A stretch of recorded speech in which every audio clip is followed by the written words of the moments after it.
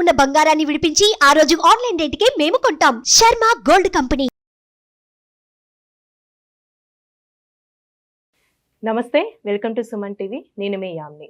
మనకి మే 1 నుంచి గురుగ్రహ మార్పు అనేది మేషరాశి నుంచి వృషభ రాశికి మారుతుంది కాబట్టి అసలు ఈ 12 రాశుల వారికి ఏ విధంగా ఉంటుంది ఈ మే నెలలో, ఈ విషయాలు మనకి తెలియచేయడానికి ప్రస్తుతం మనతో ఉన్నారు ప్రముఖ ఆధ్యాత్మికవేత్త, ప్రముఖ జ్యోతిష వాస్తు పండితులు బ్రహ్మశ్రీ డాక్టర్ నాయకంటి మల్లికార్జున శర్మ గారు ఉన్నారు.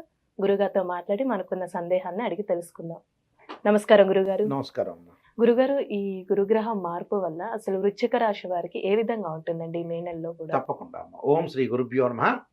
వృశ్చిక రాశి వాళ్ళకు వచ్చేటప్పటికల్లా గ్రహస్థితిని అంతా కూడా మనం ఆలోచన చేసినట్లయితే, దేవగురు అయిన బృహస్పతి కృత్తికా నక్షత్ర 2వ పాదం ప్రవేశంతో వృషభ రాశిలో ప్రవేశం జరుగుతుంది. ఈ వృషభ రాశిలోకి ప్రవేశంతో పాటు జరగటం వల్ల సప్తమ స్థానంలో గురువు యొక్క సంచారం. గురువు ప్రతి రాశిలో కూడా సంవత్సర కాలం పాటు ఉంటాడు. 30 డిగ్రీల ప్రమాణంతో సంవత్సర కాలం పాటు ఉంటాడు. మే 1వ తారీఖు నుంచి 12 గంటల 6 నిమిషాలకి వృషభ రాశిలోకి గురువు యొక్క సంచారం వల్ల సంవత్సర కాలం పాటు గురువు ఉండటం జరుగుతుంది. ఈ సంవత్సరం కాలం పాటు గురువు ఏం చేస్తాడు, వృశ్చిక రాశి వాళ్ళకి ఎలాంటి ఫలితాలు ఇవ్వబోతున్నాడు, ఎలాంటి నిర్ణయాలు తీసుకోబోతున్నారని మనం చూస్తే, సప్తమ స్థానంలో గురువు యొక్క ఫలితం వల్ల అనుకున్న పనులన్నీ కూడా సాధించే అవకాశం ఉంది. అంటే గతంలో ఇబ్బందికరమైన వాతావరణాలన్నీ కూడా ఈ సంవత్సరం ఇబ్బందులన్నీ తొలగిపోతాయి. అంటే ఇబ్బందులు తొలగిపోవటం అంటే ఏంటంటే, ఉండి ఉండక తినలేక కొన్ని ఏదో రకరకాల లిటిగేషన్స్, అలానే ఇంట్లో సంబంధించిన వ్యక్తిగతంగా ప్రాబ్లమ్స్, వ్యక్తిగతంగా ఆలోచనలు, భార్యాభర్తల యొక్క ఇబ్బందులు, ఇలాంటి ఆర్థిక పరంగా ఉండే అప్పులు, ఇలాంటివన్నీ కూడా ఈ సంవత్సరం తొలగిపోతాయి. అంటే ఆర్థిక ప్రయోజనాలు, ఆర్థిక పరంగా జీతాలు పెరగటం, వ్యాపారంలో మంచి ఆదాయం. చిరు వ్యాపారులు ఉంటారు, అంటే చిన్న చిన్న చోట్ల అమ్ముతుంటుంటారు బయట, అంటే పూలు పండ్లు ఇవన్నీ కూడా, వాళ్ళకు కూడా మెరుగైన ఫలితాలు వస్తాయి. అంటే వీళ్ళందరికీ కూడా సఖ్యతగా మంచి ఫలితాలు రావడానికి ఆస్కారం అనేది బాగా ఎక్కువ ఉంటుంది. కాబట్టి ఆస్కారం అనేది ఎక్కువగా ఉంటుంది కాబట్టి వీళ్ళకి అనుకూలంగా ఉండే ఫలితాలు, మంచి ఫలితాలు రావటం, ప్రతి పనిలో కూడా విజయం సాధించే అవకాశాలు ఉండటం, అలానే అన్నీ కూడా అనుగుణంగా ఉంటాయి వీళ్ళకి. అంటే అనుగుణమైన ఫలితాలు రావడానికి ఆస్కారం ఎక్కువగా ఉంటుంది. అంటే గురుబలం అనేది వీళ్ళకి సప్తమంలో ఉంది కాబట్టి వివాహం కాని స్త్రీ పురుషులకు వివాహం కావటం, ఇన్ఫెర్టిలిటీ ఇష్యూ అంటారు, సంతానం లేకపోవటం, సంతాన పరంగా ఇబ్బందులు పడుతుంటారు, అలాంటి వాళ్ళకు కూడా ఈ సంవత్సరం సంతానం కలిగే అవకాశం అనేది ఒకటి ఉంటుంది. అంటే సంతానం ద్వారా శుభవార్తలు, డెవలప్మెంట్స్, అనుకున్నవి సాధించటం, ప్రతి పనిలో కూడా ముందుకు వెళ్ళే అవకాశాలు, అంటే విదేశాలకు వెళ్ళే అవకాశం, అలానే విద్యార్థులు పరీక్షల్లో ఉత్తీర్ణత సాధించే అవకాశం, స్త్రీలకి తన కాలమే తన నిలబడాలని, ప్రతి పనిలో కూడా నేను ముందుండాలి, ఒక ఆలోచన అనేవి మార్గం అనేది ఎంచుకొని ముందుకు వెళ్తారు వాళ్ళు. ఆ ఎంచుకొని ఎప్పుడైతే ముందుకు వెళ్తారో వాళ్ళకి అంతా కూడా అనుకూలమైన ఫలితాలు రావడానికి ఆస్కారం అనేది ఎక్కువ ఉంటుంది. కాబట్టి వాళ్ళకి ప్రతి పనిలో కూడా ముందుకు వెళ్తారు, ప్రయాణాల వల్ల లాభం కలిగే అవకాశం ఉంటుంది. కొంత ఆరోగ్యాన్ని మటుకు కొంత మెరుగుపరుచుకోవాలి. అంటే ఆరోగ్య సమస్యలు కొంత వెంటాడుతూ ఉంటాయి, వాటి విషయంలోనే కొంత జాగ్రత్తగా ఉండాలి. కానీ మిగతావంతా కూడా విదేశాలకు వెళ్ళటం ఒకటి, అలానే కొన్ని గతంలో ఏదైతే శత్రువులు ఉన్నారో వాళ్ళందరూ కూడా దూరం అయిపోతారు. అంటే దుష్టుని చూసి దూరంగా ఉండాలంటారు కదా, అలా దూరం అయిపోతారు వాళ్ళకి. ఆ దూరం కావటం మంచిదే వాళ్ళకి. అంటే మనకి లావాదేవీల విషయంలో కానీ, బ్యాంకు లోన్లు రావటం, ఇల్లు కన్స్ట్రక్షన్, ఇలాంటి నూతనంగా గృహ నిర్మాణాలు చేపట్టే అవకాశాలు ఎక్కువ ఉంటాయి. అంటే నూతనంగా గృహ నిర్మాణం చేపట్టే అవకాశం ఉంటుంది.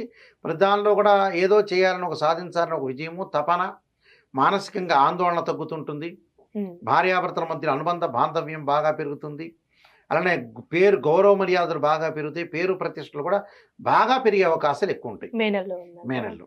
అందువల్ల ఇవన్నీ కూడా వాళ్ళకి జరిగే అవకాశం, మే అనే కాదు, గురువు సంవత్సర కాలం పాటు ఉంటాడు. మే నుంచి ప్రారంభమై సంవత్సర కాలం పాటు గురువు వల్ల వీళ్ళకు మంచి జరిగే అవకాశం ఎక్కువ ఉంటుంది. అంటే ప్రతి దానిలో కూడా ముందెందులో ఉంటారు వాళ్ళు.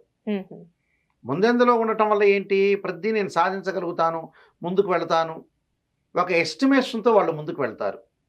ఆ ఎస్టిమేషన్తో ముందుకు వెళ్ళటం వల్ల కొంత స్థానచలనం జరుగుతుంది. కానీ గురువు యొక్క బలం వల్ల అన్నిట్లో విజయం సాధించే అవకాశాలే ఎక్కువగా ఉంటాయి. కాబట్టి వీళ్ళు అనుకున్న పనులకి ఏదైతే ఉంటుందో అవన్నీ కూడా రీచ్ అవుతారు. రీచ్ అయ్యి హ్యాపీగా ఫీల్ అయ్యే అవకాశం ఒకటి ఉంటుంది. దుష్టులను చూసి దూరంగా ఉండాలని నేను చెప్పినట్టుగా అందరూ దూరం అయ్యే అవకాశం ఉంటుంది. బట్టలు కొనుగోలు చేయటం, ప్రయాణాలు చేయటం, శుభకాది కార్యక్రమాల్లో పాల్గొనటం, శుభ కార్యక్రమాల్లో పాల్గొనే అవకాశాలు ఎక్కువ ఉంటాయి. కొంత తల్లి యొక్క ఆరోగ్య విషయంలో కొంత శ్రద్ధ పెట్టాలి. తల్లిదండ్రుల యొక్క ఆరోగ్యం శ్రద్ధ పెట్టడం ఒకటి, కుటుంబ పరంగా అన్నదమ్ములు కలిసి ఉండటం ఒకటి, అక్కాచెల్ల యొక్క అవినాభావ సంబంధం బాగా పెరగటం. కానీ వ్యాపార రంగంలో ఏదో కొత్త ఆలోచన చేస్తూ ఉంటారు, ఆ ఆలోచన చేసి సక్సెస్ అవుతారు వీళ్ళు. ఉద్యోగ పరంగా కూడా ఏదో కొన్ని ప్రయత్నాలు చేస్తారు, ఆ ప్రయత్నాలు సఫలీకృతం అవుతారు. అంటే ప్రైవేట్ గానీ గవర్నమెంట్ సందిగ్ధ స్థితి తొలగిపోతుంది ఈ సంవత్సరం వీళ్ళకి. అంటే కరెక్ట్ రోడ్ మ్యాప్ తెలియదు, నాకు సందిగ్ధ స్థితిలో ఉన్నా నేను ఏం చేయాలో, హౌ టు డెవలప్మెంట్ని ఎలా ముందుకు వెళ్ళాలనే ఆలోచనలు అనేవి తొలగిపోతాయి వాళ్ళకి. తొలగిపోయి ప్రశాంతమైన వాతావరణంతో మానసికంగా అనుకూలంగా ఉంటుంది. దానితో పాటు ప్రశాంతమైన వాతావరణం అనేది కలిగే అవకాశాలు ఎక్కువ ఉంటాయి. అంటే అన్నిటినా విజయం సాధించే అవకాశాలు ఎక్కువ ఉంటాయి. కాబట్టి ప్రతి పనిలో కూడా వాళ్ళు ముందంజలో ఉండే అవకాశాలు ఎక్కువగా ఉంటాయి. అంటే అనుకూలమైన ఫలితాలు అనేవి ఎక్కువ వస్తాయి, కానీ వాళ్ళకి లోటు లేదు.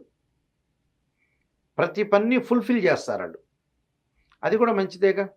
విద్యార్థులు కూడా మంచి ఉత్తీర్ణత, మంచి విజయాన్ని సాధించడం. స్త్రీలకు కూడా అనుకూలమైన కాలం. వాహనాలు కొనుగోలు చేసే అవకాశాలు ఎక్కువ ఉంటాయి వీళ్ళకి. అంటే 2 వీలర్ అనుకోవచ్చు, 4 వీలర్ అనుకోవచ్చు, ఏదో ఒకటి వస్తువు కొనుగోలు అనేది జరుగుతుంటుంది. కానీ కొన్ని చికాకులు కూడా ఉన్నాయి ఇందులో. వ్యాపారం చేసే వ్యక్తుల కింద తోటి కొలీగ్స్తో కొన్ని చికాకులు ఏర్పడుతుంటాయి. ఆ చికాకులు లేకుండా ప్రశాంతంగా ఉండటం అనేది మంచిది.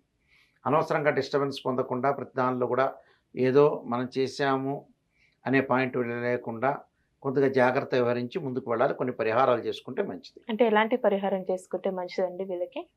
వీళ్ళకి తప్పకుండా విష్ణు సహస్రనామ పారాయణం చేయాలి, లలితా సహస్రనామ పారాయణం చేయాలి. అలానే ఓం నమో నారాయణాయ నమః అనే మంత్రాన్ని, అష్టాక్షరి మంత్రాన్ని చదవటం ఒకటి. భయం తొలగటానికి ఆంజనేయాయుధే వాయుపుత్రాయుధమే తన్నో హనుమత్ ప్రచోదయాత్ అనే మంత్రాన్ని కూడా చక్కగా చదువుకోవటం వల్ల కూడా మంచిది. అంటే ప్రతి విషయంలో కూడా మనం కొన్ని కూలంకషంగా చూడాలి. ఆరోగ్యపరంగా ఇబ్బందులు కలగకుండా ఉండటానికి శరీరే జర్జరీభూతే వ్యాధిగ్రస్తే కళేవిరి ఔషధం జాహ్నవీతోయం వైద్యో నారాయణ అనే మంత్రాన్ని కూడా చక్కగా చదువుకోవటం వల్ల కూడా వీళ్ళకి మంచి జరిగే అవకాశం ఖచ్చితంగా ఉంటుందమ్మా. చాలా చక్కగా తెలియజేశారండి, ధన్యవాదాలు. నమస్కారం. సుమన్ టీవీలో మీ పర్సనల్ అండ్ బిజినెస్ ప్రమోషన్స్ కోసం కింది నెంబర్కి కాంటాక్ట్ చేయండి.